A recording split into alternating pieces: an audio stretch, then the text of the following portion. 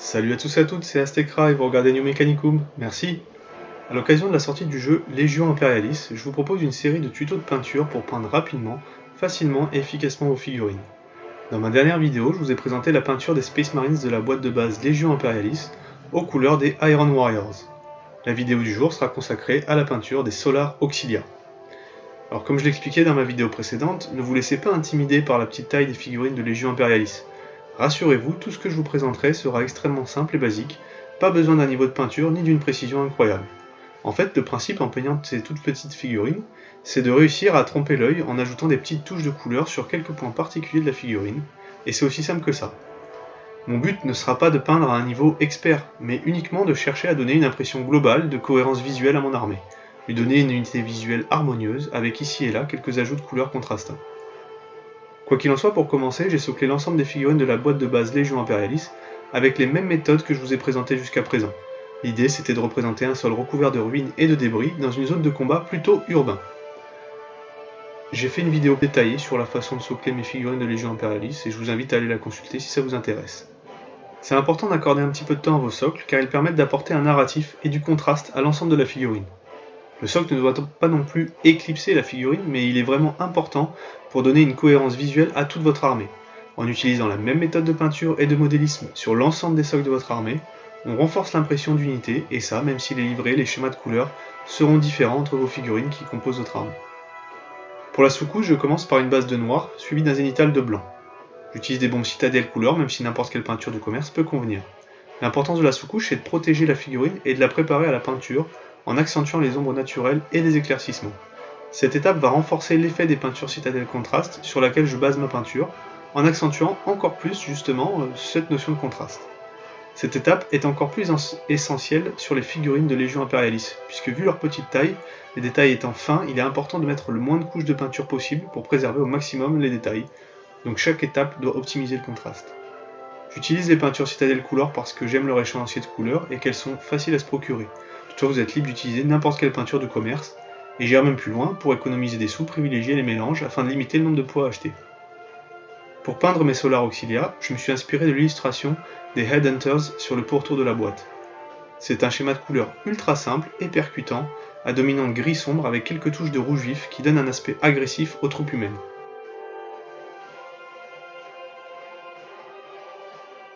On va commencer par ajouter des petites touches de Dawnstone ici et là, sur tout ce qui ressemble de près ou de loin à du tissu ou des plaques de blindage. En effet, cette étape est un peu longue, mais elle ne nécessite pas vraiment de précision. Toutes les premières étapes, dont celle-ci, vont consister uniquement à renforcer la peinture contraste qu'on utilisera ensuite. L'ajout de gris à la place du blanc permettra d'assombrir légèrement plus les surfaces planes.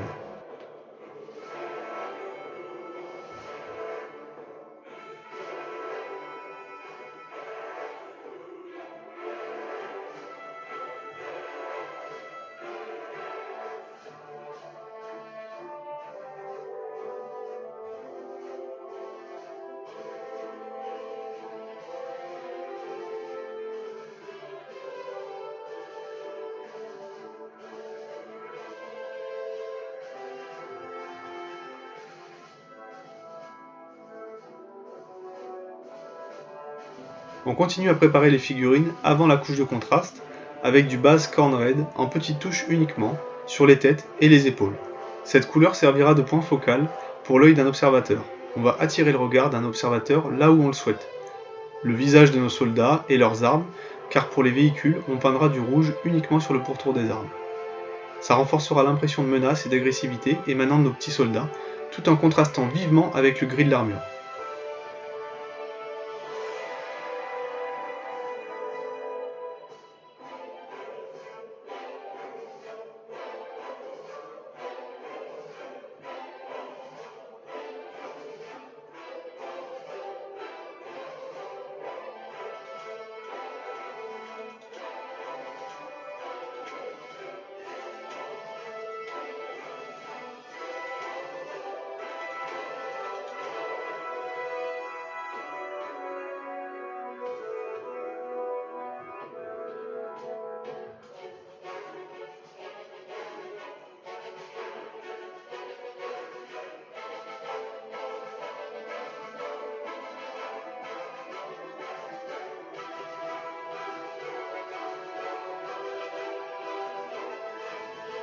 Ajoutez du base Leadbelcher sur les armes et l'exosquelette de l'infanterie.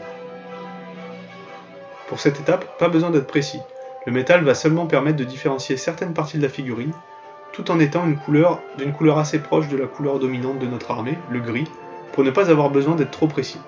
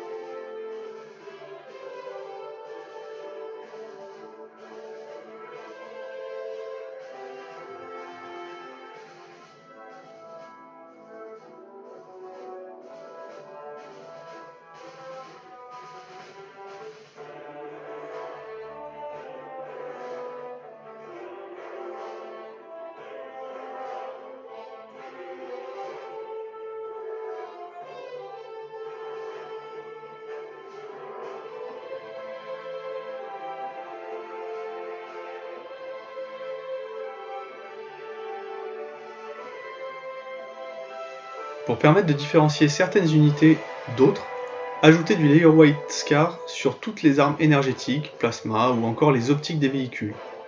Le blanc pur servira de base à une peinture technicale que l'on peindra plus tard. Pour l'infanterie qui dispose de haches, ça permettra de les identifier au premier regard par rapport aux autres types d'unités. Pour les véhicules, ça permettra d'ajouter un peu de contraste à vos figurines.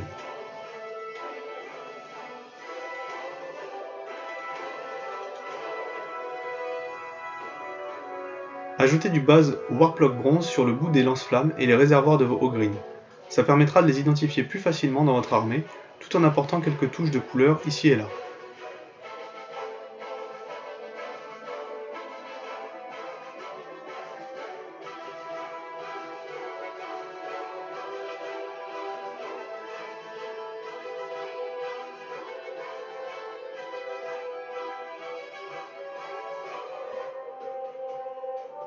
Éclaircissez le base Warplock bronze avec du layer Sycorax bronze. Assurez-vous de laisser apparaître la couche précédente pour créer un effet d'ombrage naturel.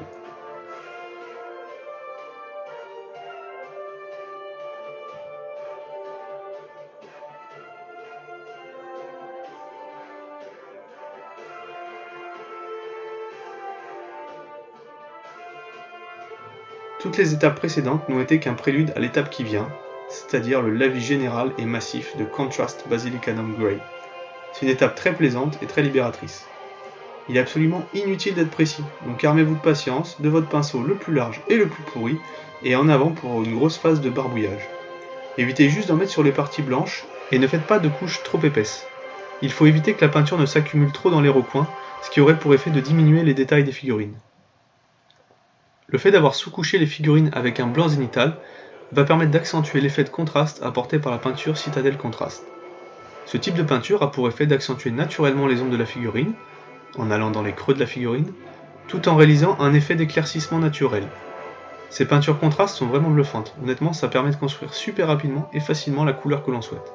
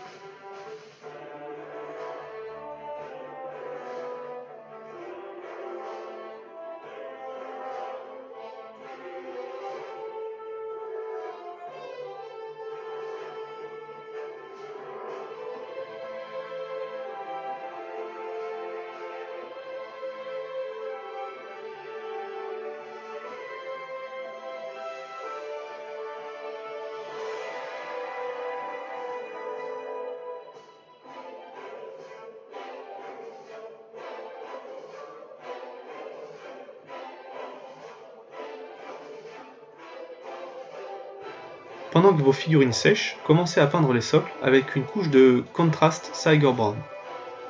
Une fois cette étape terminée, toutes vos figurines seront battle ready. Toutes les étapes suivantes en fait ne seront qu'optionnelles et serviront qu'à ajouter du détail.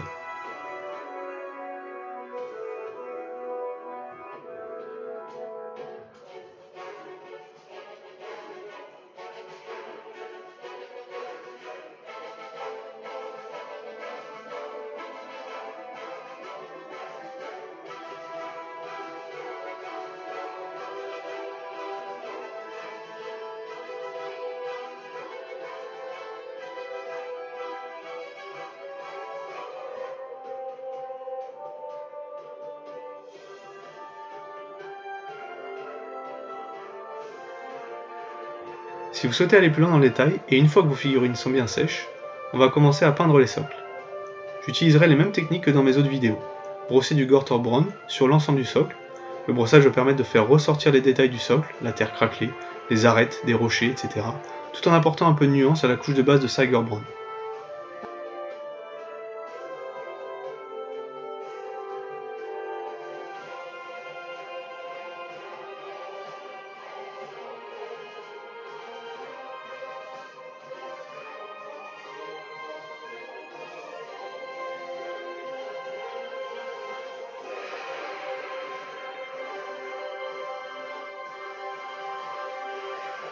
Appliquez ici et là quelques touches de base Mechanicus Standard Grey sur toutes les formes du sol qui vont faire penser à des débris, des formes un peu carrées, géométriques. Il est absolument inutile d'être précis, et n'en faites pas trop. L'idée c'est de varier les teintes afin d'apporter du réalisme, un narratif et du contraste à l'ensemble. Brossez la terre avec cette fois-ci le Baneblade Brown, qui va donner une teinte plus claire et ajouter encore du contraste au socle.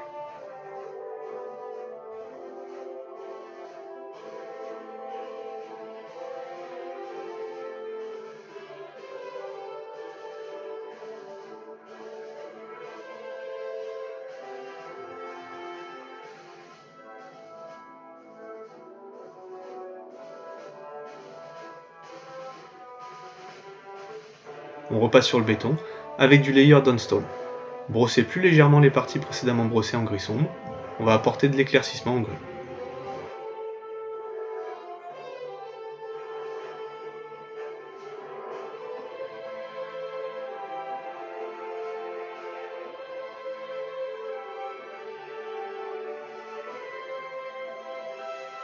Un léger brossage de Nurgling Green en insistant sur les bords du socle et avec un mouvement du bas vers le haut, comme pour simuler un effet de radiance du sol touché par des armes radioactives et toxiques.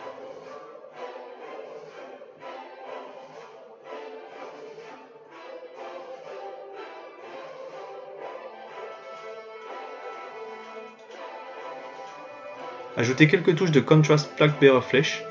Ajoutez les gouttes en fonction du relief du socle afin de créer un effet naturel de matière toxique et radioactive qui aurait stagné ou coulé. Ça renforcera le narratif autour de la figurine. Elle se bat dans un sol boueux, une terre ravagée et radioactive néfaste, très à propos pour les champs de bataille du monde de Talarn sur lesquels mes armées sont supposées combattre. Repeignez les bords du socle avec du Rhinox Hide pour donner une finition plus nette à la figurine.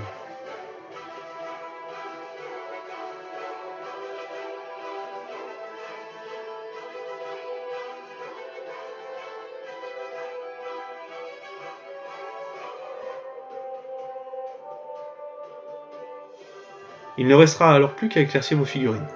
Tout d'abord en ajoutant du layer Evilson Scarlet, ce qui rendra le rouge plus vif.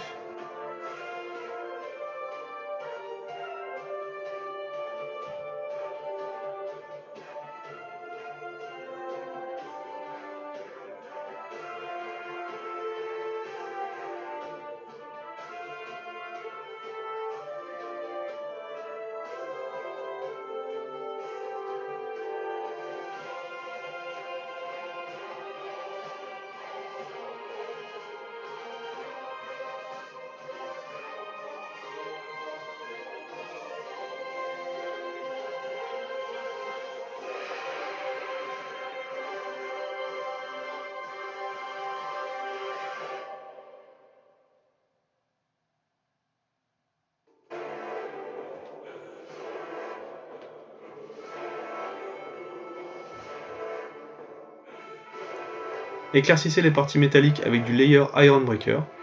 Insistez uniquement sur les zones les plus exposées à la lumière. Inutile d'être trop précis ni exhaustif. Si jamais vous dépassez, c'est pas grave, ça rajoutera un effet de dommage de bataille.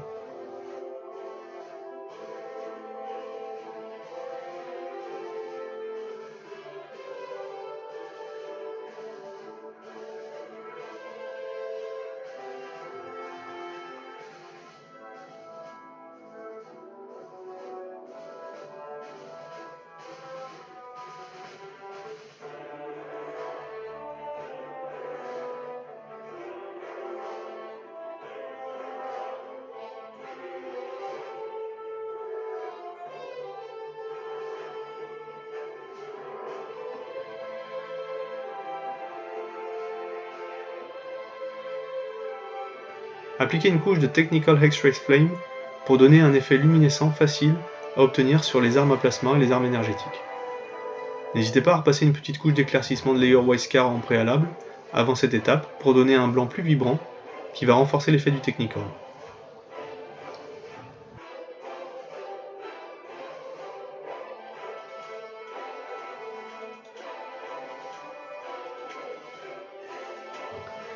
Ajoutez une petite touche de Layer Sycorax Bronze pour les unités qui ont cette couleur, lance-flamme et green.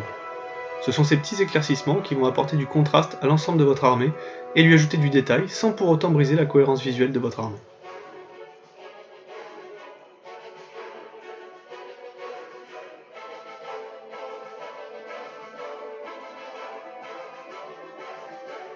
Enfin, appliquez du Diffuse Corrosion directement sur les chenilles de vos chars, ça leur donnera un aspect boueux et usé, un peu plus réaliste, et ça permettra d'ajouter une couleur un peu contrastante à vos chars, tout en les liant visuellement à vos unités qui sont, elles, collées sur des socles.